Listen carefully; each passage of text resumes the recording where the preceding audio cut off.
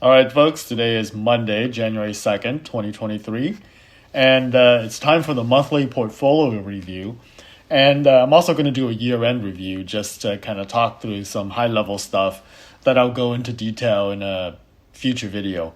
I'm also kind of fighting a cold, so if you hear me coughing or whatever, apologize for that in advance. In any case, 2022 has been an interesting year. The portfolio as a whole has gone down about 14.3% as of the end of the year. That's including reinvested dividends and any options that I might have written to generate income and everything else. This compares with the S&P 500, which is down 18.1% for the year with dividends reinvested. If you took that out, it's a little bit higher than 20% or maybe right under 20%. But in any case, portfolio is doing reasonably well given the horrendous year we've had. So 14.3%, I guess I'll take it given, what could have been worse. In terms of portfolio allocation, I am underweight in long-term bonds and overweight in cash, but I expect that this will be cleared up over the next 3 to 4 months at the most, where my cash position will be reduced dramatically. I do have a target allocation for once I start to withdraw from the portfolio, where there's still, a large cash cushion, but not as large as 18, 19%. I may not aim for this target allocation just yet. Like I said, this is more for when I begin to take distributions. In terms of high-level savings, this year I managed to save almost $70,000 in retirement accounts, after-tax accounts, and what have you. This is lower than 2021, where I was almost at 100 grand. I'll make a separate video that goes into all of the savings and where they went for the year at some point. But 2022 was a very interesting year. I think at some point I'm also going to talk about bonds and what a year it has been for bonds, especially long-term bonds. But, I can't complain. It's one of those years where it's once in a generation, if not once in a century.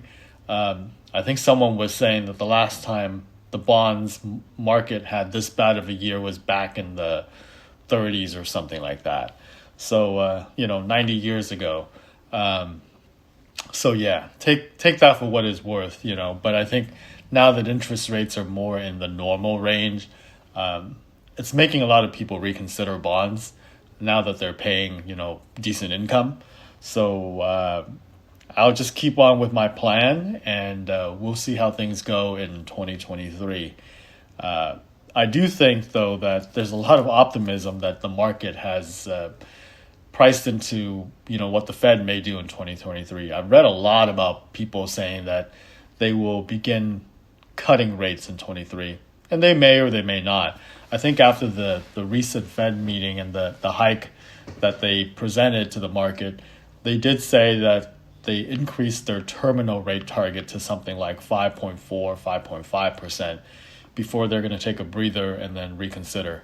I think what's more likely is that they will get to that terminal target, whatever it is. So maybe another 3 or 4 increases in early 23 of maybe 25 to 50 basis points each for them to get to that terminal rate. And then they're going to sit and watch and see what happens. And even if we have a recession, I don't think they're going to be as quick to reduce rates this time. So we may not see anything happening with rates after they stop the hikes in 2023. That's just my personal thinking on it. I don't have any data to back it up, but that's what I think is going to happen. And if that's the case, maybe the market is going to be very disappointed in 2023 as well. So we'll see what happens. But like I said, I'm happy with my allocation, and I'm just going to stick with it and add to the portfolio, both in taxable, tax advantage accounts, my Roth savings, and after-tax accounts as well. And then we'll just let it ride and see where the year takes us. But I, for one, am glad that 2022 is over. It was certainly an interesting year. Not one of the worst that we've had in recent memory, but pretty bad, especially if you were heavy into bonds, because the bond market did see like a terrible year, for that hasn't happened for a very, very long time. Equities is always, much more volatile, so it's not unheard of to see a 30% decline or more in equities in a year. But when you combine that with the bond declines, it was just pretty crazy.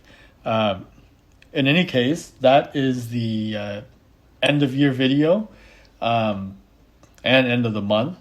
We'll start again in 2023 with the monthly buys into my public $1 million portfolio. And I'll try to talk a little bit more about other things that relates to planning, like life insurance and estate planning and things like that, as well as just updating the portfolio. Because I think once we get to a point where all of my cash is gone, the monthly update videos are going to be pretty short. It's basically going to say, here's the performance for the month, and that's it. So I'll try to mix things up, and we'll try to keep a more regular cadence of, once every 2 weeks. I'm hoping to go down to one a week, one video a week, but that's a lot of work. So I'm trying not to do that. But that's where we are.